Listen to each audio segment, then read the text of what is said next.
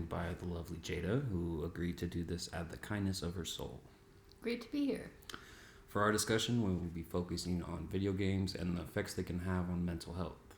From what we have researched, the actual effects of video games on mental health still needs to be researched and tested. There's a lot of information that is just not out there because nobody has done enough research. Very good point. A lot of the research that is out there is not trustworthy due to the fact that they have not done the proper information to go off of. Developer studios have been reluctant to work with independent scientists in the past, which has led to research articles that are biased towards either negative or positive results because researchers have had to rely on self-reporting. The different aspects that need to be taken in consideration are previous mental health issues, the amount of time they spend gaming, and why they are playing the video games to begin with.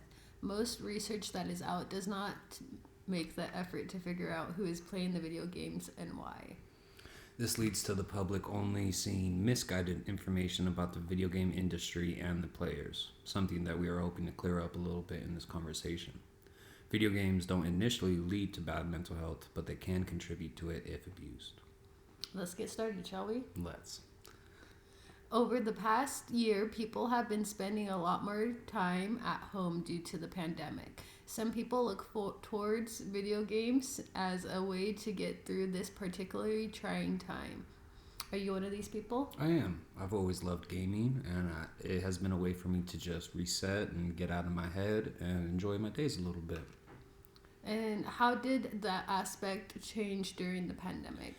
With being home a lot more, I played more video games than I was used to. At first, I felt like I was playing a little bit too much. I'd game all day on my days off and would get bored of the games I had pretty quickly. Did you notice a change in your mental health due to playing too much? At the time, no. But thinking back on it, maybe the reason I was bored with a brand new game was because I was overstimulated from gaming all the time. And so when I would start up the game, I would be let down like I wasn't having as much fun as I should be. That leads us to the first point of our discussion. Gaming too much can be detrimental to your health. One study shows that playing too much can lead to withdrawals, frustration, loss of control, and relationship issues. How much is the right amount to play? According to Christian Jones, the author of Gaming Well, links between video games and flourishing mental health. The author details the high use and never use groups of individuals they studied had similar mental health issues. So those who played too much and not at all were having the same issues? Precisely. Interesting. I noticed that when I scaled back the gaming, I had much more fun playing.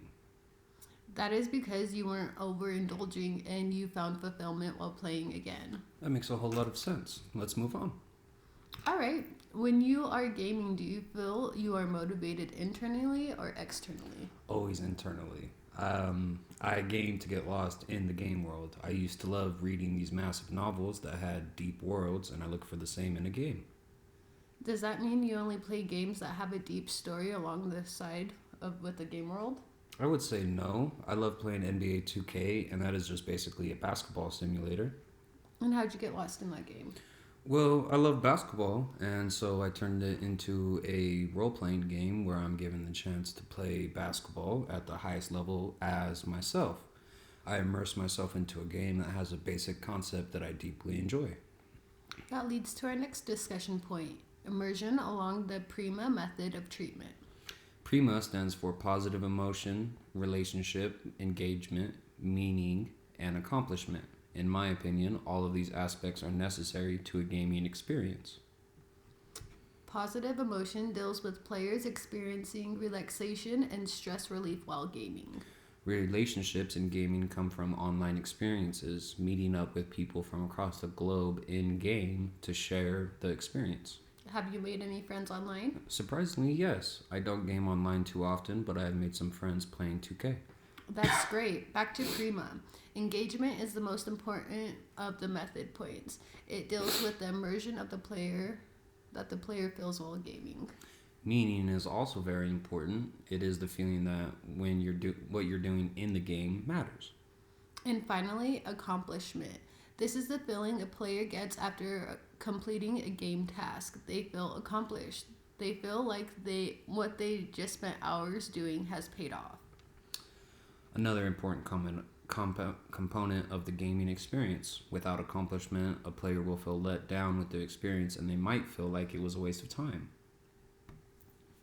You said you believe all points of Prima are important. Why all of them? Because when you only have one or a few of the points, then the player isn't really experiencing the game in a positive way. Without meaning, the player will probably get bored with the game and won't finish. Without engagement, the player won't be able to feel part of this world and will end up not playing the game.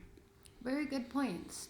So we have covered a few points as to how gaming can affect mental health. Gaming can have a positive effect on mental health when you limit your playing to a reasonable amount. Following the Prima method, gaming can have a player experiencing a lot of different emotions while keeping them engaged. Playing video games doesn't necessarily lead to bad mental health, nor does it naturally lead to good mental health. It is up to the player to be a responsible gamer while still just enjoying what they are doing in the moment. I hope that we have helped clear some of the stigmas around video games a little bit. Thank you and have a great day. Bye.